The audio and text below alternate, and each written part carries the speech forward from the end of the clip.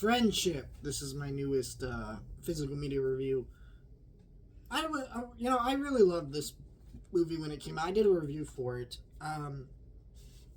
I think the more this movie has sat with me, the more I actually love this movie and just really appreciate it. This movie is not for everybody. I noticed this was a movie that I really wanted to see twice in theaters. That's part of the reason why I'm doing this video. Just to spread more love to this movie. Because I wanted to see it twice in theaters, and it was gone within a week. And I think a lot of it boils down to this movie is, I think the people who watch this movie, they're going to watch it for Paul Rudd. Because Paul Rudd is everywhere. People love Paul Rudd.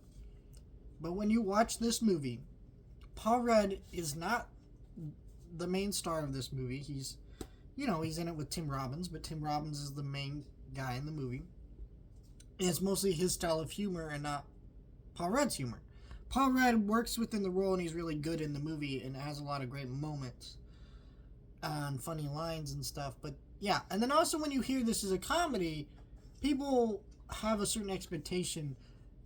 And the type of comedy this movie is, it's a very different type of comedy. It's very funny. But yeah, I also just really appreciate this movie because, I've been thinking a lot last couple of years about a close friend I had and how, he was good for what I needed at the time, but he was a toxic person.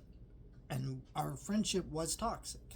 And that's not me putting shade on him. I was on my end too. We did things together and we were good friends, but there was also elements of our relationship that were kind of fucked up. So there's a lot of great moments and things we have to look back on, but it's different now. And so seeing this movie about a similar person in my situation at the time was a person that is bored with his life, per se. He needs to get out of his fucking comfort zone.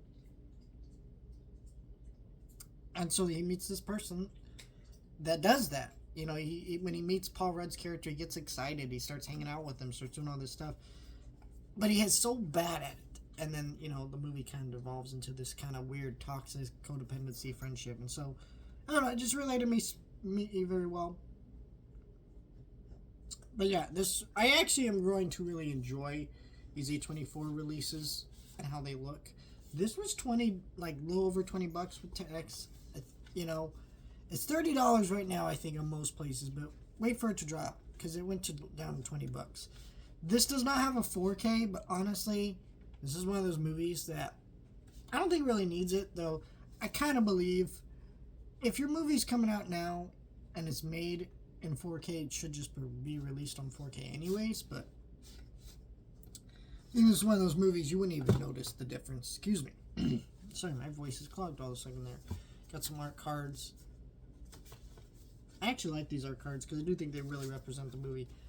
But yeah, God, my voice. Why is it so clogged? Yeah, but I thought this release was really nice. It's got an audio commentary with the writers and directors and stuff. So, yeah, I think for $20, this is a movie that's worth your time. Maybe rent it first, per se, then just go out and buy it, just because, I don't know, I think if the movie sounds interesting to you, you'll really like it, but I also know that there are some people who will just really not vibe with this movie, and that's kind of why this movie did not play in theaters very long. But that is Friendship. Pick up the Blu-ray now.